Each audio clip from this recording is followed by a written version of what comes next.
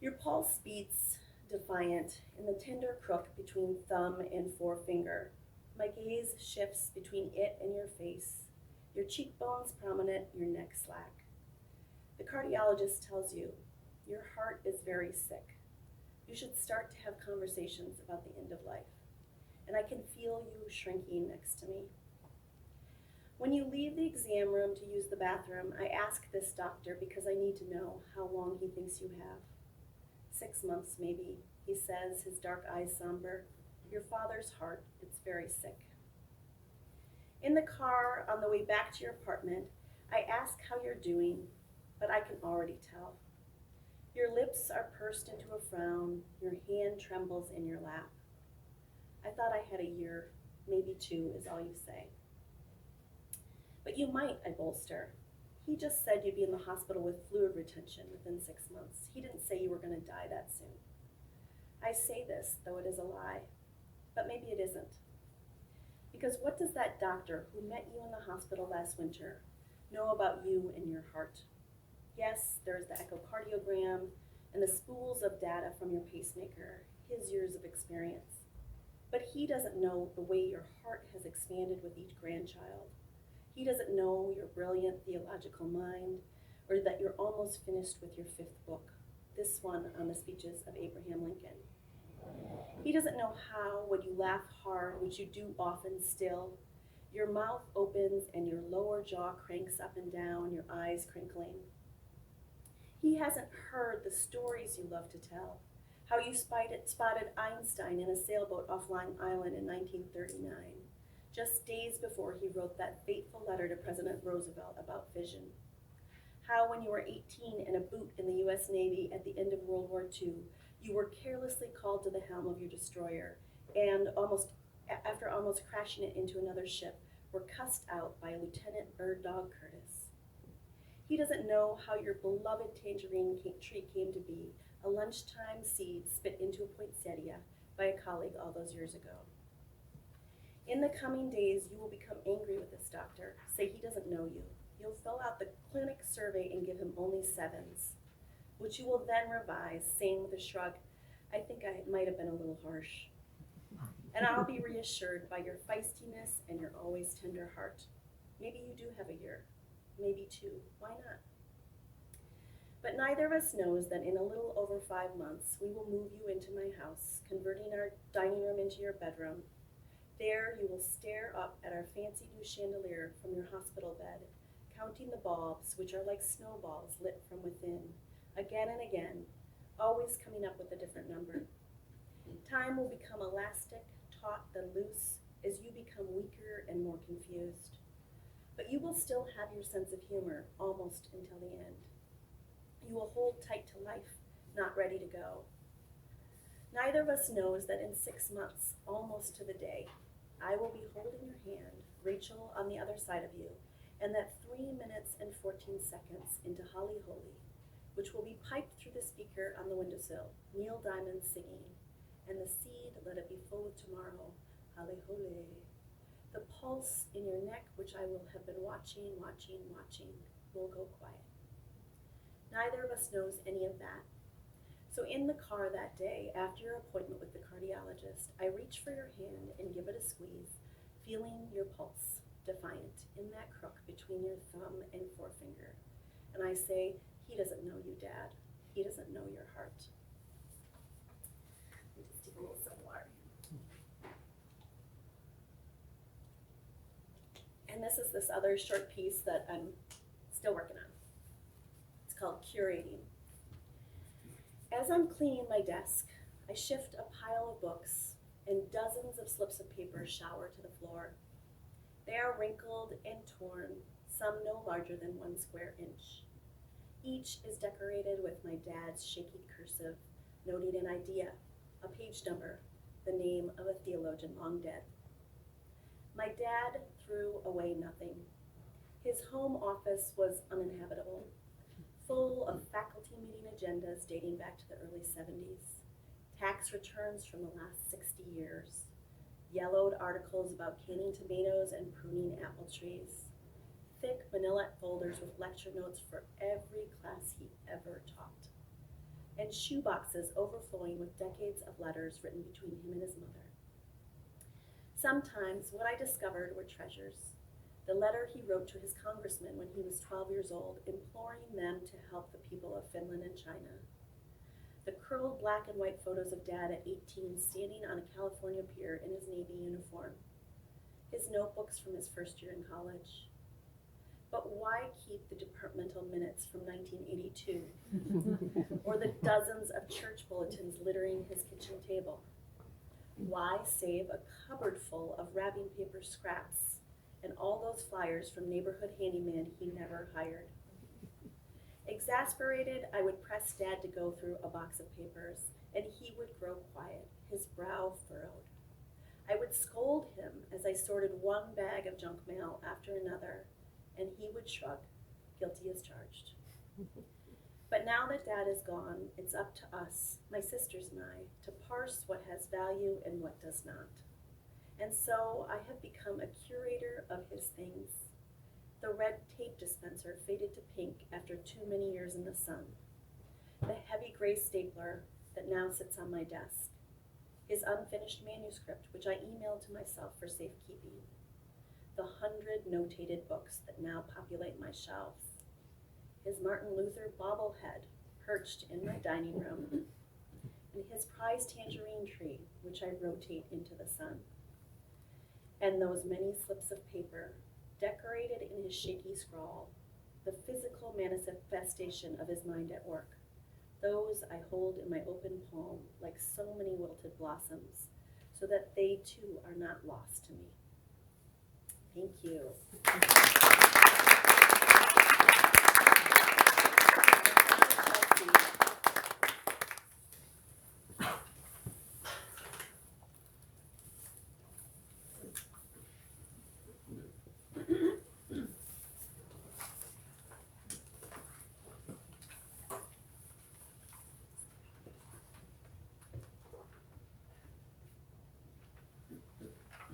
Hi, everybody.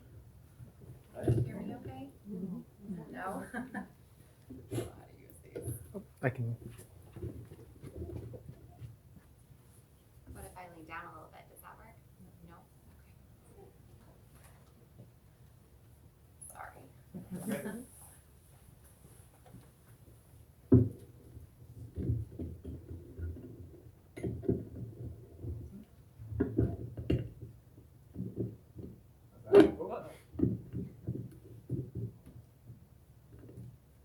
Is this better? Yeah. Okay, great, thank you.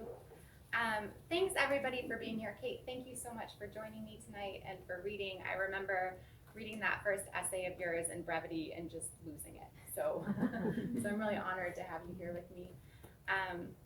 Thank you to Matthew and to Magers and Quinn. I would say a good half of the poetry books I own come from Magers and Quinn, so it's kind of a dream to be here. Thanks to all of you for being here. It's like old friends and new friends. My parents are here. And a shout out to Zach and June, who make my world just go round. I'm just going to read a few poems and then we'll talk.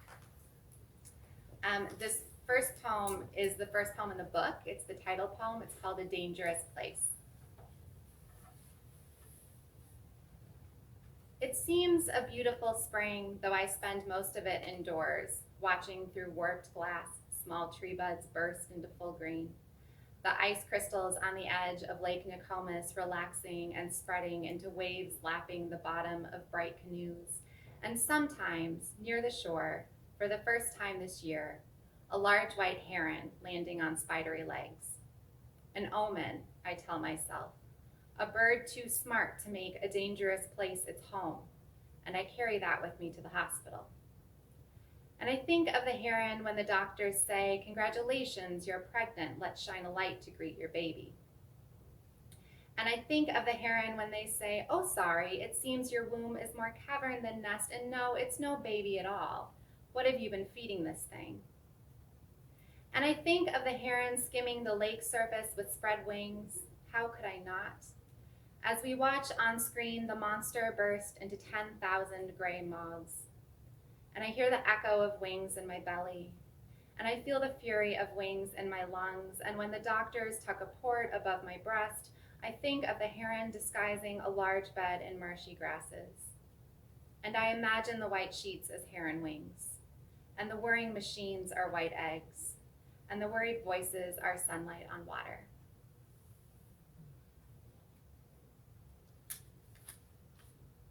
This one is called Mythology. At first, it was easy to tell the story because it was actually happening right then. So we could tell each other the story of how a disease infiltrates a body. But even then, we did not recount all the parts, only the best ones, ending with how strong we were and graceful. But it started to get harder because you had to go back to work and I was still sick.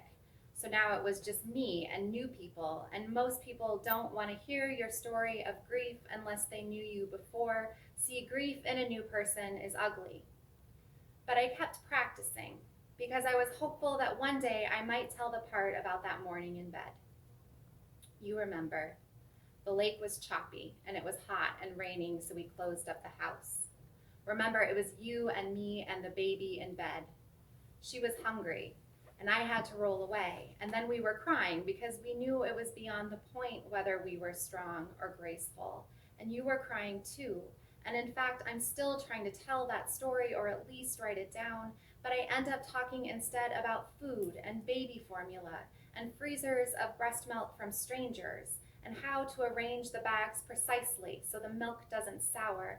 And of course, I always mention gratitude because people like that ending. Do you watch The Americans? Okay. This poem is called The Americans. When you get home, I won't be wearing the wig we bought to hide my scalp, so you'll have nothing to take off me. I'll meet you at the door. I'll want to ask how you know if you love someone enough. I'll want to ask what happens if all this time you mistook yourself for a real person. It's raining. Come home. We'll watch the show where the husband and wife perform love by kissing passionately in the kitchen before leaving to spy for a secret country. It's about what we tell each other and what we don't.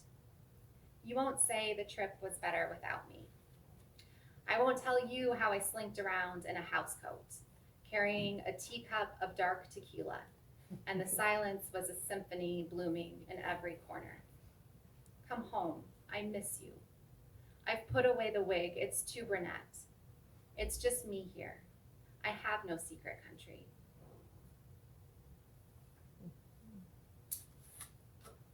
I'm gonna read this one for Zach, who gave me the great idea for this poem. It's called Hot Blood. I just finished reading a children's story. I almost didn't want it to end. The smell of clean, wet toddler hair in my lap. The story about the elephant who fears his pig friend is making him sneeze, who worries they can't be friends anymore, only to learn he's suffering from the common cold, plain and simple. Outside, the Texas rain is flooding our dark streets again, which is something I'm starting to get used to now that we've lived here 2 years, something I remind myself, which is not going to kill people every time, only the worst times, and that is probably not tonight. You're taking our child by the hand, leading her to bedtime songs and one more story. Maybe the one we made up that ends with the bear inviting the wolf to a birthday party in the cave. It's a pretty solid story, though I worry we haven't made the wolf suffer the consequences of stealing the party flowers quite enough. It's strange to find myself a mother in Texas, writing poems about the rain, when I used to spend so much of my time walking through drifts of snow in dark boots. Now I keep those boots in the garage, hopeful I'll need them again. Remember when the lake froze and we take the dog out on the ice? That was before I got sick. When you come back to the couch, you tell me a story about the dancing plague of 1518, which you think might make good poem fodder. I like the sound of your voice, and besides, my brain has been a little mushy lately. I've been feeling my feelings too much and not saying the things I mean to when I speak. So I like the idea of sitting here quietly, listening to you. On the other side of the wall, the rain is really coming down, but this is not a tropical depression. So the rivers probably won't overflow their banks tonight. The city won't sink. Apparently, you begin, one woman started dancing and couldn't stop, and soon the whole town went nuts, jiving and jerking, dancing themselves to death, 15 people a day. The government ruled out the suspected cause after determining the town had not, in fact, been cursed by a saint. Instead, the government, applying science to fact, deduced the dancers had hot blood. Did they prescribe bloodletting? I want to know. Imagining a medieval village on its knees, weeping with gratitude as the dancers finally slow, standing at the riverbank, blood dripping from each wrist into the quiet current, the one they trust to carry the disease away, down to the next town. No, you say, get this. The government built a stage and hired musicians. The cure was simply to dance more. It didn't work, and the death toll was high. You take my hand in yours, which feels sweeter than usual. Is that the whole story, I ask? I'm just gonna read 2 more. This is City Lake. Almost dusk. Fishermen packing up their bait, a small girl singing, "There's nothing in here," casting a yellow pole, glancing at her father. What is it they say about mercy? 5 summers ago, this lake took a child's life. 4 summers ago, it saved mine. The way the willows stretch toward the water but never kiss it. How people laugh as they walk the concrete path or really have it out with someone they love. One spring, the path teemed with baby frogs, so many flattened, so many jumping. I didn't know a damn thing then. I thought I was waiting for something to happen. I stepped carefully over the dead frogs and around the live ones. What was I waiting for? Frogs to rain from the sky? A great love? The little girl spies a perch just outside her rod's reach. She wants to wade in. She won't catch the fish, and even if she does, it might be full of mercury. Still, I want her to roll up her jeans and step into the water. Tell her it's mercy, not mud, filling each impression her feet make. I'm not saying she should be grateful to be alive. I'm saying mercy is a dark lake we're all swimming in. And then this is the last one that I'll read. It's called, "Watching my daughter sleep, I remember when doctors said my breast milk would become toxic. How could you know what it means that in winter I softened chicken livers with shallots and butter, fed you with a spoon? How I fought to put a piece of myself into everything that nourished you. I would have braided my hair into challah for Saturday morning French toast if I'd had any hair left. Even now, even when we can't afford it, I feed you organic blueberries, sweeten your spinach muffins with pure maple syrup. Even now, I buy you cold-pressed carrot juice with probiotics and put it on a credit card. It is not frivolous. And I'm not telling you this to prove my sacrifices. I'm as regret-soaked as anyone, as you will be. Loving you is the Orchard Creek freezing from the bottom up, bewildering, crowding, like lightning to the apple branch. It splits me. Thanks.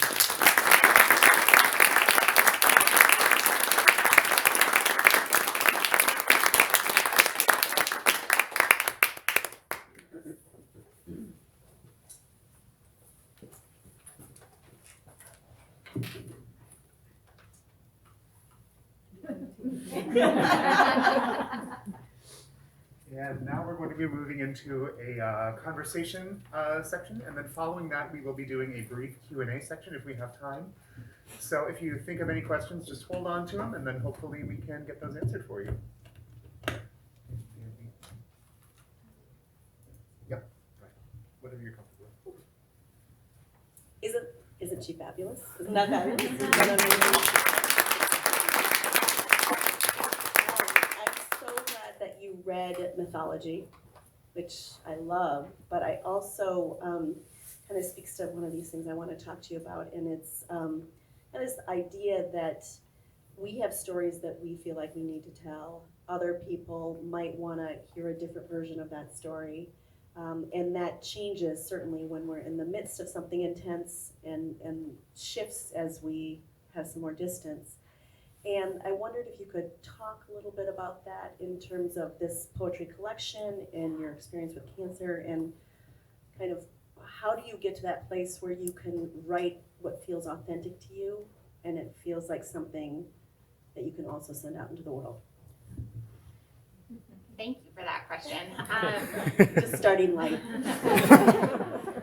So one of the things that I think was true for me while I was going through treatment was I was really hesitant about this narrative that like bad things happen for a reason, and that like won't you come out better on the other side, and aren't you learning a lot about yourself? And I feel like those are stories we're telling ourselves now too, right?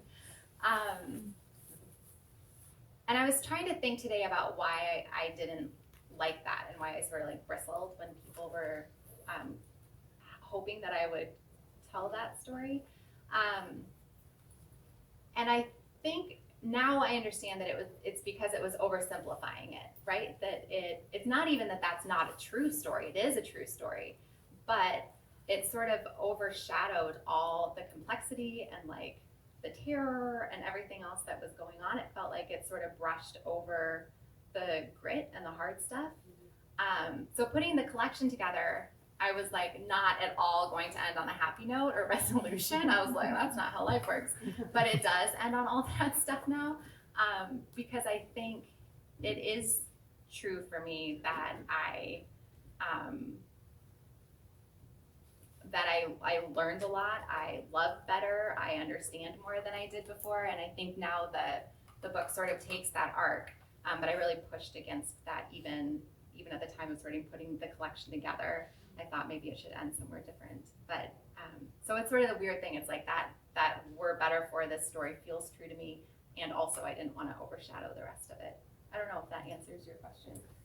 Well, it does. I mean, I think this is something that we're dealing with as a society and world, this idea that there's, I mean, that Facebook version of like, oh, it's okay, you know, you have to put on this face, and then this version that is much darker, and that it's okay to have that dark. I mean, there were a couple lines in here that I was like, yes, but just like say what you really felt, and you don't have to be a certain way, especially as a mom.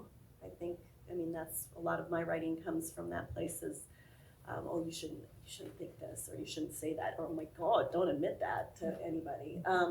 And so I really appreciated that we see all of that in the collection. And in terms of like when you're in the middle of it, kind of how do you create space to craft something, or can you craft it when you're in the middle of going through something intense like this? I don't know that I could. I mean, most of these were written in the aftermath, and they still felt really urgent. It still felt like these were stories. Actually, maybe it was easier and better for me to write it in the aftermath because I had like just the briefest bit of distance, but it was still close enough that it felt really important to get like the truth of this out. But I think when you're in the thick of it, it's just isolating, right? Because it's not a story people want to hear. Like, one of the lines is like, new people don't want to hear your story of grief. And I think that's true. That's like a heavy thing to drop on somebody when you're like feeling out, like, are we going to be friends? Except for you, I was able to. So for me, I think I needed to know I was safe in order to tell the truth about it. But I'm curious how that works for you when you're writing and with your loss. Are you writing in the middle of caretaking, or is that something that comes afterwards? Very similarly, I would say, like with my memoir Ready for Air, which is about my older daughter's premature birth, I had some notes and I was in the middle of my MFA program, so that helped kind of light the fire. Like, I'm gonna have to write about this because I have to turn something in next year. But I couldn't have done it when she was still in the hospital, and she was 5 months old when I started to write. So, like you said, it felt very fresh and it felt urgent because I was like, what? Nobody told me this. Nobody told me it was gonna be awful. Like, so similarly, and then with my dad, he was declining, and I couldn't really write at all. And juggling for me is like, I'm doing editing, I'm trying to make money, and with jobs, and So any time that I had at that point was going to my work that I was getting paid for. But what I did do is I would just, I always have a little notebook with me in my purse. And so if I had an image that stuck, I was like, oh, this. And it felt like something I could revisit. And so actually this piece, Defiant, that I read first, I had written something that moment when I saw him kind of shrink next to me. I noted that in my little notebook that same day that happened. And then it was the day, 2 days after he died, I sat down and just like wrote the piece. I mean, I came back to and revised it, but it really felt like that. So that's what I try to do. And also tell my students, like, you don't have to write an essay or a poem or a story or a book. Just make some notes if you're in the thick of something, and then you have something to go back to, and it triggers your memory. I think that really is true. Is that how it kind of worked for you? I mean, did you make notes as you were going along or not? I'm trying to remember. A little bit. I mean, so when I was diagnosed, sometime a few months into that, so I was a lawyer at that point, I was like, oof, gosh, life seems super short. I don't know that I love doing this as much as I thought I would. And there's this other thing I've always wanted to do. And so I think to give me something to look forward to, I decided to start applying to MFA. So I made that choice. In the hospital, we put together a spreadsheet at night of like different programs that we look at, and like where in the country you would be willing to go. And I think that was like giving me something to work towards. So in the process of doing that, I started taking additional classes at the Loft. So I was writing, but not fully about it, but I was writing and putting poems together that touched on it. And then none of those poems are in the book, but there are lines and images from those poems that ended up in other poems. So similar, it wasn't a notebook, but I was sort of capturing things along the way. Yeah, great. One of the things that I love, these lines, let me just see if I can pull up. I feel like I shouldn't read your poetry, I should make you read it out loud, which I think I might make you do, because you didn't read this poem. I don't know why it's so hard for me to manage like all this stuff in my lap, but it's my first in-person event in 2 years, people. I don't know how to be out in the world. Like, honestly. Oh my God. But if you would actually be willing to read the last stanza. Well, no, you read that one. Yeah. Okay, that's what I thought.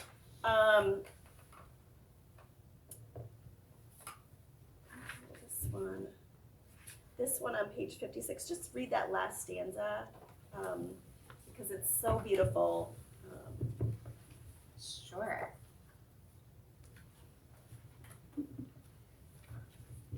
Okay, so this is the last part of a poem called Maybe You Need to Write a Poem About Mercy, which is after the Robert Hass poem, Faint Music, which is just a poem I go to all the time.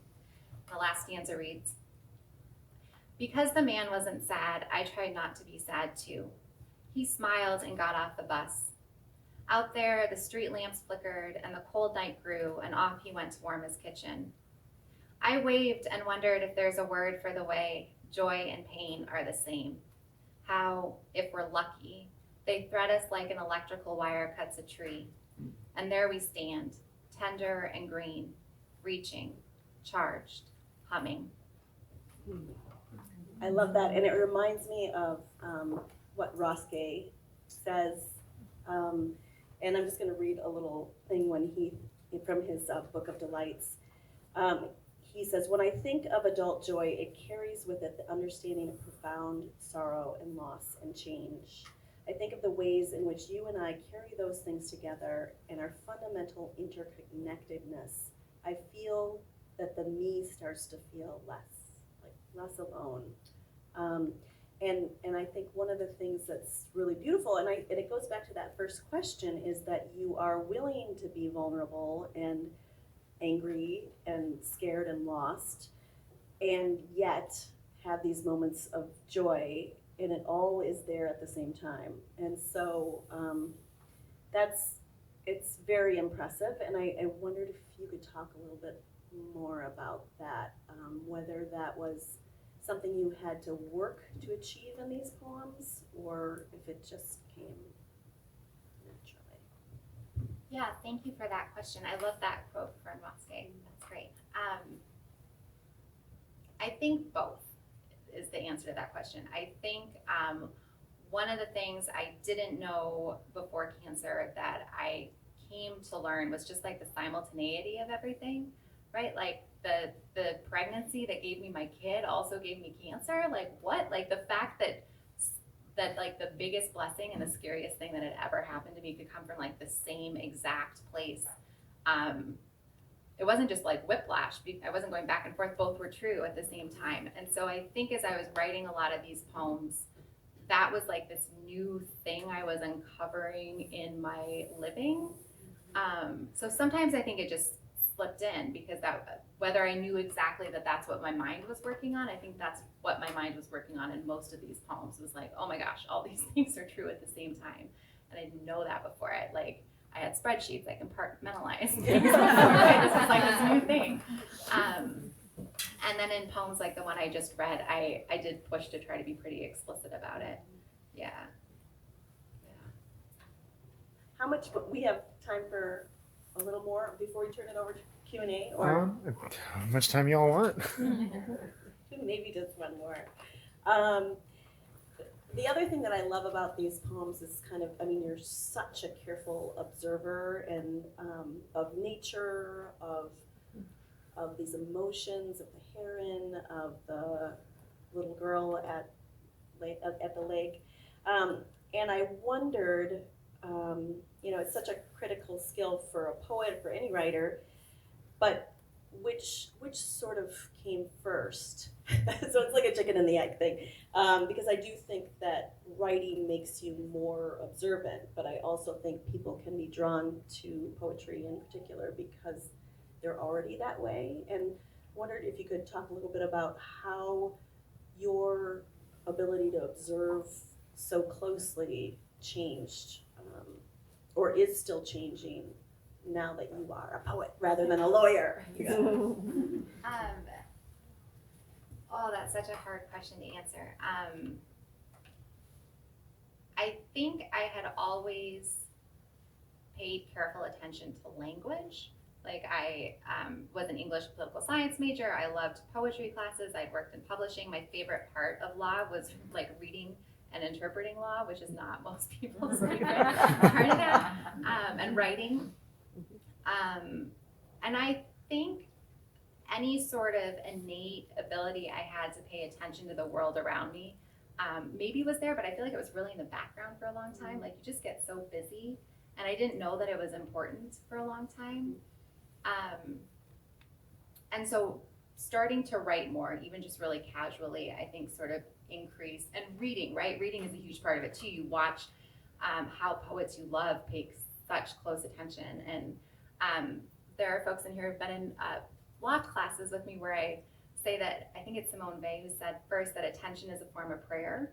And I love that, right? And so I have begun to, so it's evolving. How I try to pay attention is evolving.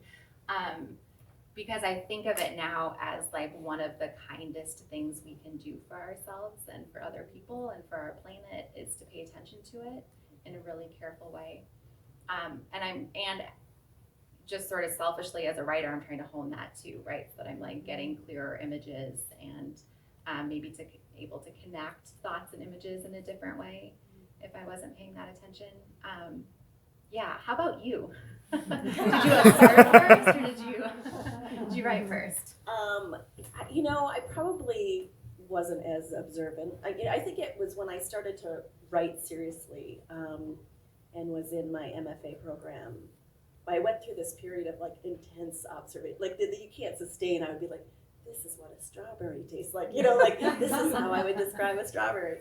And that was sort of mind-blowing, but not, I really don't think I could have, I was like narrating everything that I did in this way and like, oh, look at this. But I definitely think, I feel like that's one of the things when I am reading and reading poetry in particular, and some essays and then doing my own writing, I feel like I'm a better person because I am reminded how important that level of observation is, and sort of, maybe it's grace, like, not in like a religious way, but like being observant and taking the time to notice things is kind of a way of giving grace to either people or things, and celebrating that. So I agree that and it's hard because during hard times I sometimes turn away from that, and definitely this pandemic has been hard. And so this whole fall I was like, I'm reading and writing, doing my own writing again for the first time in a really long time. And I feel that come back a little bit, that ability to observe carefully and also feel that kind of more graciousness that I can give people because I have fed myself with words. Yeah, I love that, thinking of it as grace. I'm gonna note that and carry it with me. Thank you. We have 15 minutes about? Yeah, about 15 minutes, yeah. I have some more questions, but maybe we should open it up to other people. Can we just get a quick, if you have a question ready to go, could you raise your hand? Maybe one more. There are some questions simmering here. I can actually feel one coming out over here somehow. I could sense it coming. So the other thing that I kind of want to talk about is sort of the natural world, and if you can talk a little bit about how that weaves in to this collection for you, and whether you knew that would be such a big part of this. Yeah, I did not know what a big part it would be, and I don't think it really started until in my MFA. I had an assignment to write a poem, like a narrative poem about a place we knew really well. And the place I know the best is the Black Hills. It's where I grew up. It's where we spend time. And that was sort of the spot in the world that I could immediately call to mind. So I was working on images, I would have, specific hillsides, right? I knew where to go. And that exercise opened up, I'm not exactly sure how to explain it, but it opened up my access to the natural world, and suddenly I felt capable of writing about it. I wanted to write about it. It felt important. But I also was starting to have fun figuring out what sort of connections were there intuitively between images that I would see in the natural world and thoughts I was having at the same time, right? And so I felt like learning to write about nature allowed, and also you can just spend a little bit of time there in your poem before you actually figure out what your poem is about. You can just describe this next bird you saw, right? And it gives you, as you're writing, a hot second to figure out what the heat of the poem is, what the heart is, what the truth is that you're trying to get at, or you figure it out along the way when you sort of make that leap. So no, I didn't know a lot of the early poems I was writing, not necessarily with the book in mind, but that are in there now aren't necessarily full of the natural world, but getting to the place I love and know and figuring out how to write, cutting my teeth on that place, I think helped and opened up the rest of it. And from there I was able to write about Texas, and then I was able to write about Minnesota, and Yeah, there's a lot of movement, which I love, and part of me would stop and be like, okay, where is she? When is she going back now? But I love that all of these different landscapes speak to you in different ways. And almost always there is kind of some danger lurking outside of the frame. Sometimes it's inside the poem, but often it's outside of the frame of the poem, which I think is very interesting. And also, it was palpable for me as I was reading, which I want to go back and kind of study some of them, because I was like, it's here, but it's not here. And I think that I'm assuming that's part of your cancer journey too, is that not knowing. But maybe talk a little bit about how you can create that sense of danger or whatever emotion without having it really be in the poem. Yeah, okay, so, That's sort of a weird question. I mean, it's a hard question. I'm trying to think about it. I mean, again, the biggest tool a poet has is images, right? So if there's something dangerous or something a little off or something unexpected in the images that you're bringing into the poem, I think that can help create an atmosphere of sort of fear or danger. You know, you can use the conditional or the negative. You can say like, oh, this terrible thing isn't going to happen, which obviously indicates the speaker is considering it. Like, is that terrible thing going to happen? But I don't know, sometimes you just are afraid when you're writing, and so the fear just kind of turns up in it somehow. Yeah. You don't want to, if anyone has I a know. question, raise your hand and jump in, yeah. I have a question. Yeah. Your poems are really powerful. How did you land on the title poem as the first one? The title poem was actually originally called Metastasis.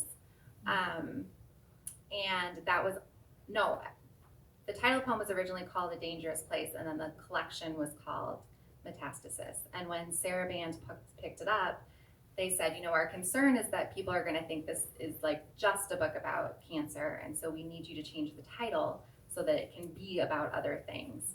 And I had about 2 days to figure that out. And that poem was the first poem in the book at that point. It still is. And as I was reading through it, I saw that line and I wondered if maybe we could grab it for the title of the book. And so much of the book is about different places and different places in the body. And so that's what I had hoped. And then my editor called and said, I was thinking maybe we could call it A Dangerous Place. And I was like, great. All right, so we're on the right track. And it's a poem that's, it gets at place, it gets at nature, it gets at disease, and so it felt like a good entry poem. Like it would sort of give you maybe a hint of what was coming. Yeah. So related to that, how was it finding a publisher? Since poetry can sometimes be difficult. It was really hard. Yeah. I probably spent about a year trying to get it picked up, which is not like a super long period of time for a poetry book to be out in the world. I sent it to a number of different contests, and it was a runner-up or a finalist a few times, and I thought, oh great, this is going to take no time at all, right? And then I was like, oh my god, this could be one of those books that's a finalist always and never turns into anything. So it had actually been a finalist for a prize at Sarah Band. It had come in second. Oh. And then through total luck, that book isn't ready to come out until next year, the winner. So they had an open in their calendar, and they called, and I obviously jumped at the chance. Yeah, but it can be kind of a grueling road trying to get a book out there. Yeah, does that answer your question? Yeah. Okay. It seems like the work of publishing the book is such a different route than the generative poetry. So where are you now with your poetry? Yeah, thank you for that question. I'm working on a second manuscript right now, which makes this book being out a lot easier because now it's like this sort of separate thing. I'm working on this new project. So yeah, I'm just writing as much as I can, and I'm trying to take the same approach to the next manuscript as I did with this one, which is like I'm just trying to write a crap ton of poems. And once I have enough that I think are decent, I'm going to sit down and sort of figure out what the book might look like and what the themes and questions might be, and then start figuring out like what gaps I still have and what I need to fill in. So right now I'm just trying to generate as much work as I can, and yeah. That's kind of a naive question, but to both of you, you know, when you kind of you write in a certain genre, I hear like a lot of prose in your poetry, and I obviously hear a lot of poetry in Kate's prose, and I just wonder, like, do you go back and forth? I mean, like, is it as writers, do you sort of see, you know, do you sometimes sit down and like write an essay, or do you sit down and write a poem? I mean, it's like, seems like there's just so much overlap in this area, and like, is that something that's sort of fluid and flexible, or is it just like, this is what I write?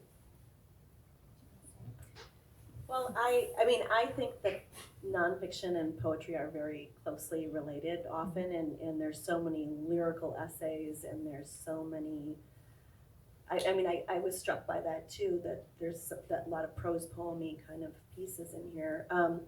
But I think especially with Flash, which is what I'm writing, a lot of really short nonfiction feels like poetry, except for I have to do a little more work on my actual word choice sometimes, but I think that it's really fluid, and I think that sometimes, I don't even think that those genres have to be separate. I think that sometimes people know I don't feel like a poet at all, and so the thought of like line breaks scares the hell out of me. I'm like, oh my God, I'm not gonna do that. So that's what I do, but I do take the inspiration from the poetry, and often, like, if I'm feeling stuck or I need inspiration, like I used to read a couple poems every time before I sat down to write prose, just because I think the language is that it's so careful. I love essays and lyric essays and Flash, and really admire the people who write them well. I'm drawn to them as a reader. I write essays a little bit. I'm actually trying to like learn to do that better. But I'm on the opposite end of things where I'm like, oh, this is gonna need a lot of structure. How am I gonna dole the information out? Like, I don't know how to do that yet. We can just get together and have some wine. We'll work it out. Yeah, so I do try, but not successfully. Actually, how do you know each other? Oh, were you from the law? I know Kate Well, from the law. yes, I taught at the law for years, but actually it was a friend, a mutual friend, when Chelsea moved back here, emailed and said, hey, you two should know each other. So we had a glass of wine at the Birchwood. But then, and then COVID, so we didn't actually see each other in person until now. Yeah, and it was one of those great meetings where you meet somebody that you like click with right away, and so there's hardly any chit chat. It's like, well, tell me about your whole life now. It was great. It was We so did great. download a lot. Yeah. Like it was like an hour and a half of boom. Like we just went deep. So. I loved it. I have a comment and a question. So one of my favorite lines in the whole collection is on page 41. And you say, and you think almost dying would make every minute count. It doesn't. And yet, so much of the book is about all those moments that count. And I felt like that, my experience of motherhood is very different, but it like totally captured that sense of like you're being told constantly you're supposed to make every minute count and you're supposed to love every minute. And a lot of the minutes are like, sucks. This is really hard. So I love that. I love this whole poem, but I came back to that one a lot. My question is,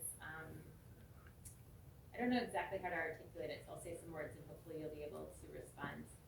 So I'm reading this YA novel in verse with my kids right now, and they're 11 and 9. So we're able to have some really great conversations.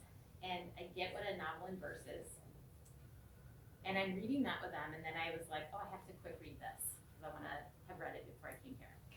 This is not a novel in verse, it's a collection. I haven't read a whole collection of poetry since I was probably in college. I read a ton of poems, but poems these days, like you can get them in so many places, and it's like one here, and it doesn't necessarily speak to another one. And so I'm not sure what the question is here, but I'm wondering if you can just talk about that a little bit, like this idea of, I could see so many of these, like I kind of read it through once, and then I had to slow down and like sit with them longer, like read one at a time. I'm just wondering, like, how do you imagine people, there is a story here, but it doesn't have to be, like they function independently too. I don't know. What's the question there? Do you know I'll also say something. Yeah, no, thank you. Yeah. So I think a lot of it is just the result of writing the poems like in a close period of time. That was just the sort of crazy aftermath. We moved to Texas months after I finished treatment. Like, I mean, maybe we should not have gone away from our safety net like as soon as we did. So I was lonely. I was trying to process what was going on. I was way out of my element in the MFA program. I hadn't read anything that everybody else had read. And so I think some of it was that I was really intensely trying to figure out what had just happened. And as I was putting it together, one thing I realized was that even if, one poem was about the Black Hills and one poem was about Lake Nokomis and one poem was about being in the hospital and one had nothing to do with anything, my mind was still working on the same questions all the time, right? Like I was still like asking, I was still like trying to figure out what had happened and like what it meant and how I was supposed to live and how I was supposed to love and like what do you do when everything is dangerous all the time. And so I was trying to figure out the answers to those questions in all these different contexts. So I was trying to be cognizant of having some sort of narrative arc in there because I think it just helps it make more sense. But to the extent they speak to each other, I think it's just because I wrote them so quickly in like a period of time where I was working on the same stuff. I don't know. Does that get at it? Yeah. I think some of my question is just like, how do you read things like this these days? Maybe it's partly because I'm a grown up now instead of a college kid, but it's been, like I said, so long since I've read a full collection. For me, it's like poetry has been more of like, I have a bunch of collections, but it's like I read one or two, put it back on the shelf, come back maybe another day. And this felt like I would be missing something if I didn't read them all. And I have a lot of other collections that now I'm thinking maybe I should have instead of just a handful that I've gone to. But yeah, thank you.